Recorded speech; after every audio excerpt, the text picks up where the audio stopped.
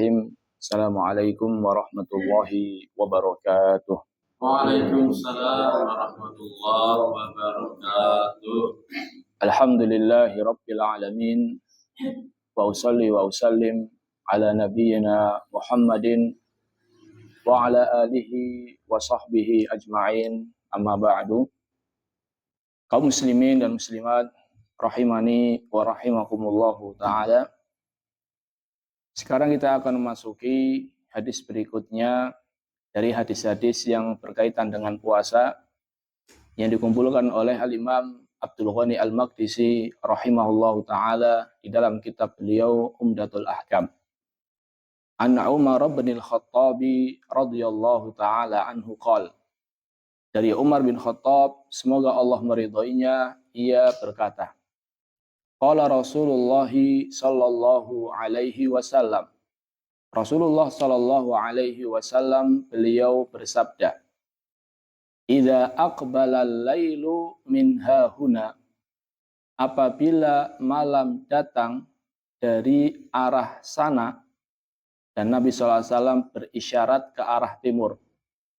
Apabila malam datang dari arah timur, wa adbaron nahara min hahuna, dan siang berakhir dari arah sana, artinya berakhir dari arah barat.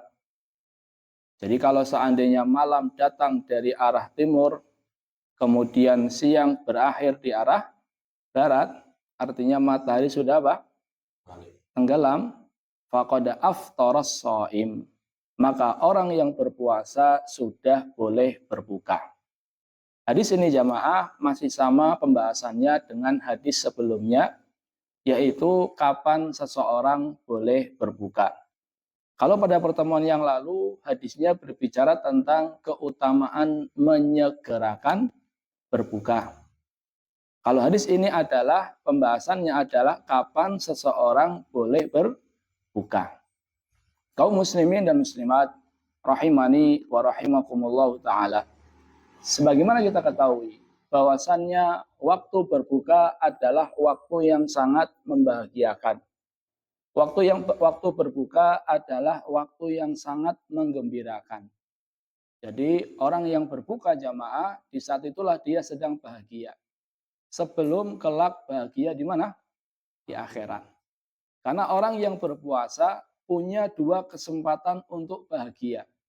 Yang pertama, bahagia, senang, gembira ketika berbuka. Dan nanti dia akan gembira, bahagia, senang ketika bertemu dengan Allah Azza wa Jalla. Jadi orang yang berpuasa itu punya dua kesempatan untuk bahagia di dunia dan di akhirat. Rasulullah Shallallahu Alaihi Wasallam bersabda di dalam sebuah hadis, lis-shaimi farhatan. Orang yang berpuasa itu punya dua kesempatan untuk bahagia. Punya dua kebahagiaan. Yafrahuma, yang dia bahagia di dalam keduanya. Yang pertama, idza aftara. Farih. Apabila dia berbuka, dia bahagia. Dia senang. Karena sebelumnya tidak boleh ini, tidak boleh itu. Setelah datang waktu berbuka, dia boleh menyantap hidangan yang telah dihidangkan. Ini yang pertama. Wa idza laqiya rabbahu farih. Dan apabila dia bertemu dengan Rabb-nya pun dia akan bahagia. Kenapa kok di akhirat dia akan bahagia? Karena orang yang berpuasa pahalanya tanpa hisab. Pahalanya tanpa batas. Allah Azza wa Jalla berfirman dalam hadis qudsi, kullu amal ibni Adam lahu illa shiyam. Semua amalan anak Adam itu baginya kecuali puasa. Fa innahu li wa ana ajzi bihi. Sesungguhnya puasa itu adalah ibadah yang dikhususkan untukku dan sayalah yang akan mengganjarnya. Jadi Allah Ta'ala menghususkan ibadah puasa itu bagi Allah. Kata para ulama maknanya adalah orang yang berpuasa itu akan susah termasuki riya. Orang yang berpuasa itu ibadah puasa adalah ibadah yang susah termasuki niat-niat yang tidak baik. Karena biasanya antara orang yang puasa dengan orang yang tidak puasa tidak ada bedanya jamaah. Sehingga menunjukkan bahwasanya ibadah puasa adalah ibadah yang sangat mendekati keikhlasan. Ini di antara maknanya. Di antara maknanya adalah ibadah puasa adalah ibadah yang pahalanya tanpa batas. Kenapa kok ibadah puasa pahala tanpa batas? Karena ibadah puasa menggabungkan 3 bentuk kesabaran. Jadi orang yang berpuasa jamaah menggabungkan 3 bentuk kesabaran. Yang pertama sabar dalam menjalankan perintah. Jadi orang puasa dia sabar menjalankan perintah puasa. Yang kedua orang yang puasa sabar meninggalkan larangan. Dia bisa melakukan ini dan itu namun ditinggalkan, dia sabar. Dan yang ketiga dia sabar dalam menghadapi apa yang tidak menyenangkan. Apa itu? Lapar dan haus. Karena orang yang puasa terkumpul di dalamnya 3 bentuk kesabaran, maka orang yang puasa pahalanya tanpa batas. Karena Allah Ta'ala berfirman, innama yuwaffas sabiruna ajrohum bighairi hisab. Sesungguhnya orang yang bersabar pahalanya akan disempurnakan tanpa batas. Dan orang yang berpuasa dia telah melaksanakan 3 bentuk kesabaran. Maka tidak heran jikalau orang yang banyak berpuasa nanti di akhirat dia akan bahagia, dia akan senang, dia akan bergembira ketika bertemu dengan Allah Ta'ala, ternyata dia mendapati pahala yang sangat besar. Ini pembahasan yang pertama. Jadi waktu berbuka adalah waktu yang menggembirakan. Pembahasan yang kedua jamaah adalah bayanu waktul fitri. Penjelasan kapan sih seseorang boleh berbuka. Wa annahu yakunu bi ghiyabis syams. Dan berbuka itu ditandai dengan tenggelamnya matahari. Wala yusannu lil insan az-ziyadah. Dan tidak disunahkan bagi manusia untuk menambah dari itu.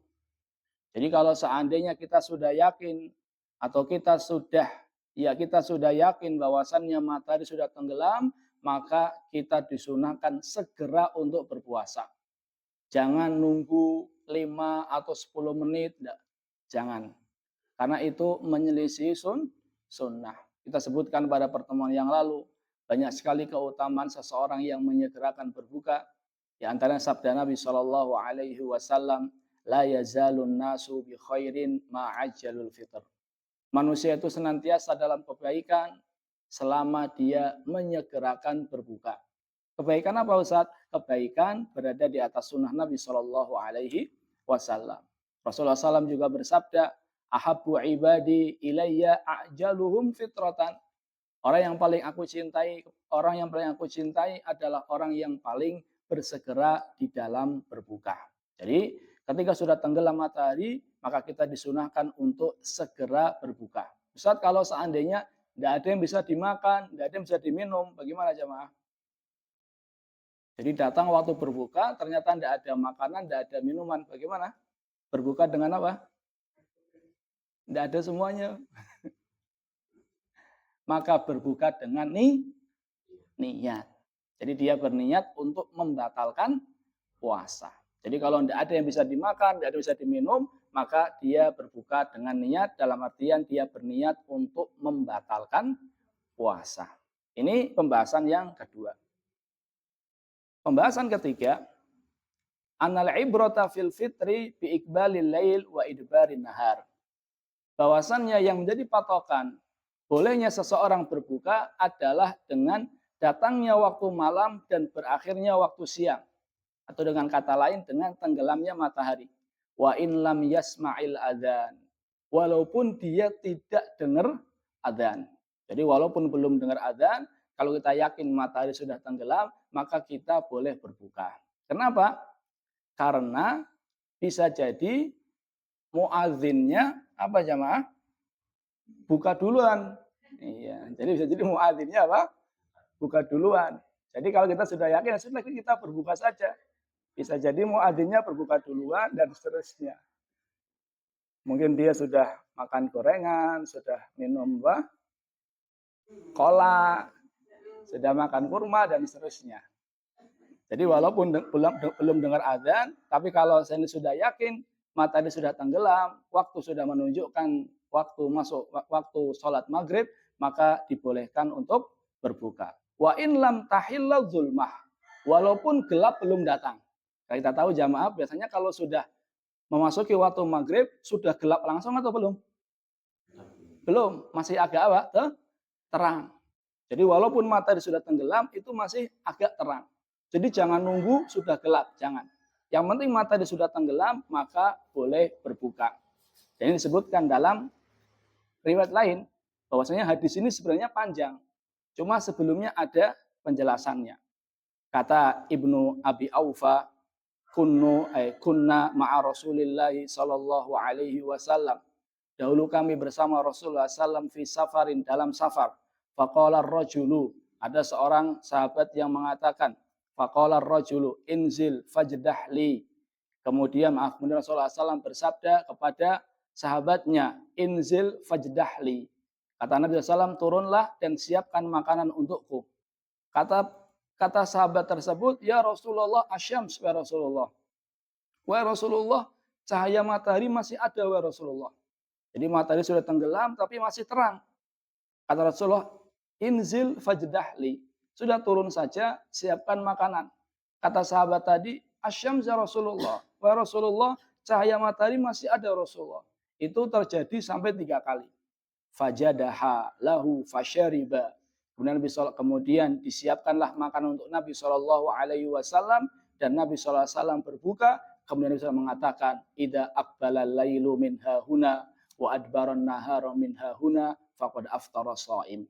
Kalau seandainya malam sudah datang, siang telah pergi, maka sudah datang waktu untuk berbuka. Jadi jamaah, walaupun belum gelap, sudah dibolehkan untuk apa? Berbuka. Ini pembahasan yang ketiga. Pembahasan yang keempat, saya akan tutup dengan sunnah-sunnah berbuka. Apa saja? Yang pertama adalah bersegera. Yang pertama, berbuka adalah bersegera. Sunnah berbuka adalah bersegera. Yang kedua adalah berbuka dengan kurma basah. Kurma basah itu bukan kurma yang teksturnya basah jamaah ya. Tapi kurma basah itu apa? Kurma yang masih muda. Ya, bahasa Arabnya adalah rutob. Jadi kurmanya masih muda. Ya, kuning boleh. Kan ada yang kuning-kuning itu ya. Rasanya masih apa jamaah? Masih keras-keras jamaah ya. Iya. Kalau enggak ada kurma rutob, Tunisia kayaknya sudah matang juga.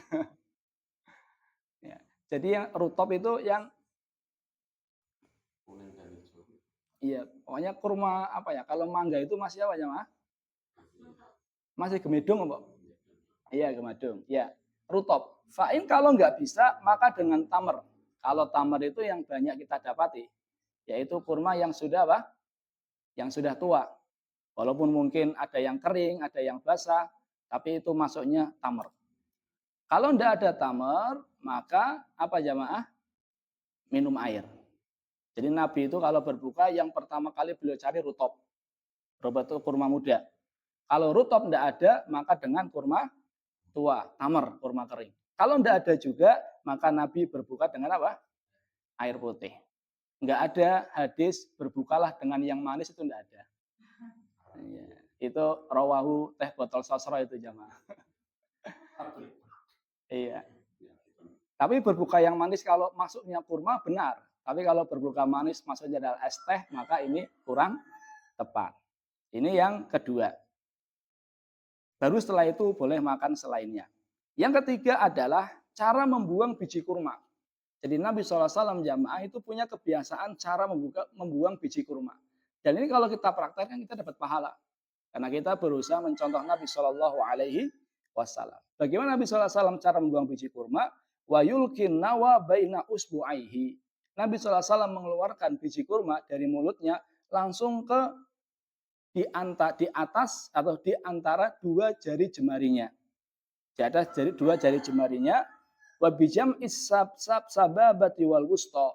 Nabi mengumpulkan jari telunjuk dan jari tengah. Jadi jari telunjuk dan jari tengah, punggungnya, atasnya itu. Jadi Nabi mengeluarkannya langsung dari mulut, langsung dijatuhkan di atas jari telunjuk dan jari tengah. Setelah itu dilempar sama Nabi. Apa hikmahnya jamaah? Hikmahnya adalah biar tangannya tidak kotor. Karena kalau seandainya keluarkan biji dari mulut kemudian langsung dipegang sama telapak tangan seperti ini, maka tangannya menjadi apa? Kotor, menjadi basah karena bekas biji yang dari mulut. Makanya Nabi SAW itu mengumpulkan dua jarinya, jari telunjuk, jari tengah, kemudian mengeluarkan biji kurma dari mulutnya langsung ke dua jari tersebut, punggungnya, atasnya, kemudian dilempar. Ini penting, apalagi kalau seandainya makan kurmanya bareng-bareng. Karena kalau makan kurma bareng-bareng, kadang seseorang merasa apa? Nggak nyaman ketika tangan dia itu sudah basah, kemudian ngambil kurma lagi. Ini sunnah Nabi Shallallahu Alaihi Wasallam. Ada gambaran nggak ibu-ibu? Dua jari, jari telunjuk dan jari tengah di punggungnya, ya, ya didempetkan, kemudian dari mulut langsung ke jari tadi, kemudian dilempar seperti itu. Ini yang dilakukan oleh Nabi SAW. Tapi hikmahnya biar tangannya tidak apa? Tidak basah, tidak kotor. Yang ketiga adalah berdoa. Di antara doa yang diajarkan oleh Nabi SAW adalah dahabat doma'u. Telah hilang rasa haus. Wabtallatil uruku. Telah basah tenggorokan.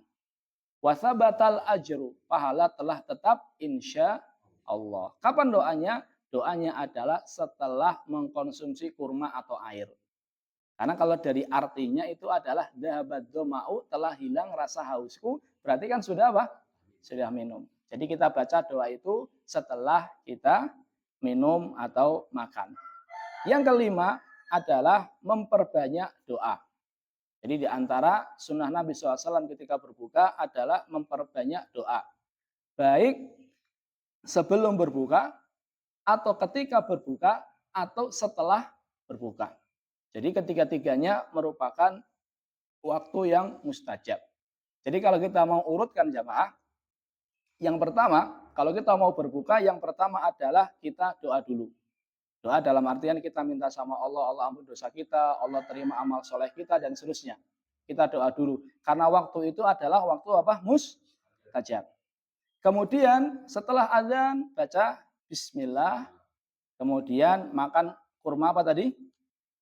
Rutop. Kalau tidak ada rutop, tamar. Kalau tidak ada tamar, air putih. Setelah itu baca dahabat doma'u wa batallatil uruqu wa thabatal ajru insyaallah. Setelah itu makan yang lainnya, bebas. Setelah itu membaca alhamdulillah. Alhamdulillahilladzi at'amani hada wa razaqnihi min ghairi haulin minni wala quwwah. Baru setelah itu membaca doa lagi jamaah, karena itu adalah waktu mustajab. Waktu mustajab yaitu waktu antara azan dan iqamah. Jadi doanya sebelumnya doa, setelahnya juga berdoa. Wallahu taala alam bisawab. Terima kasih atas perhatiannya. Kita tutup dengan doa kafaratul majlis. Subhanakallahumma bihamdika asyhadu an la ilaha illa anta astaghfiruka wa atubu ilaik. Assalamualaikum warahmatullahi wabarakatuh. Waalaikumsalam.